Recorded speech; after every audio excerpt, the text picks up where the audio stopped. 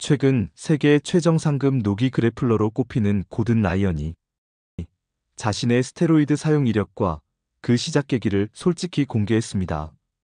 이미 역대 최고의 노기 그래플러로 불리며 주짓수 역사의 한 획을 그은 그지만 PED 사용 여부는 그의 커리어 내내 논란의 중심에 있었습니다. 특히 주짓수가 점점 더 국제적인 주목을 받고 대중매체에 자주 등장하면서 PED 문제는 더욱 주목받게 되었죠. 많은 주짓수 대회가 여전히 도핑 검사를 도입하지 않는 현실은 이 논란을 키우는 주된 요인으로 지적되고 있습니다. 도핑 검사가 도입된 대회는 최근에서야 일부 생겨났을 뿐입니다. 이런 상황에서 고든 라이언은 PED를 시작한 이유로 두 가지를 꼽았습니다.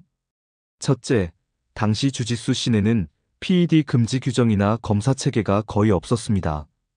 사실상 합법적인 회색지대 속에서 선수들은 윤리적인 딜레마 없이도 PED를 사용할 수 있었던 겁니다. 둘째, 대중은 결국 승패만 기억한다는 점입니다.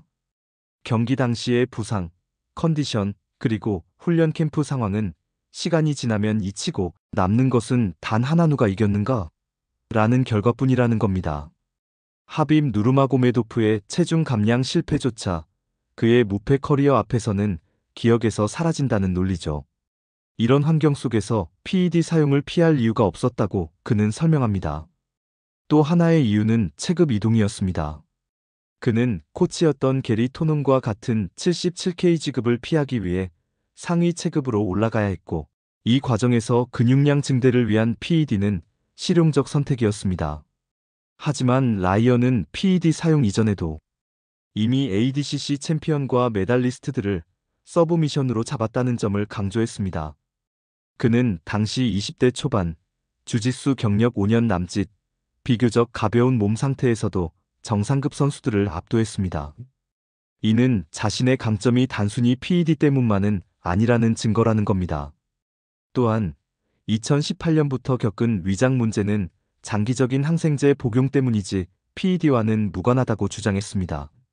IBJJF는 라이언이 노기 월즈에서 우승한 뒤 도핑 검사를 도입했습니다.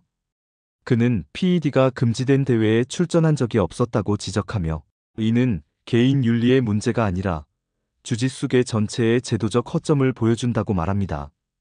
MMA는 USADA 같은 기관을 통해 엄격히 관리되지만 주짓수 대회는 여전히 이런 체계를 갖추지 못한 경우가 많습니다.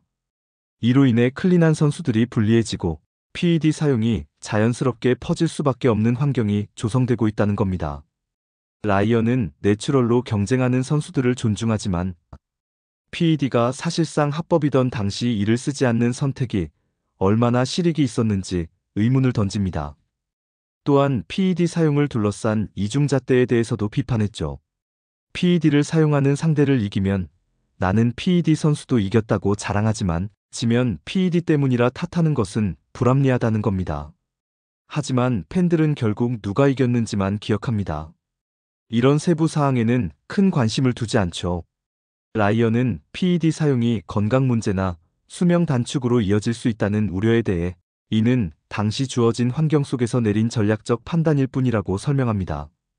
결국 그의 고백은 단순히 한 선수의 이야기를 넘어 주짓수가 직면한 근본적인 문제를 드러냅니다.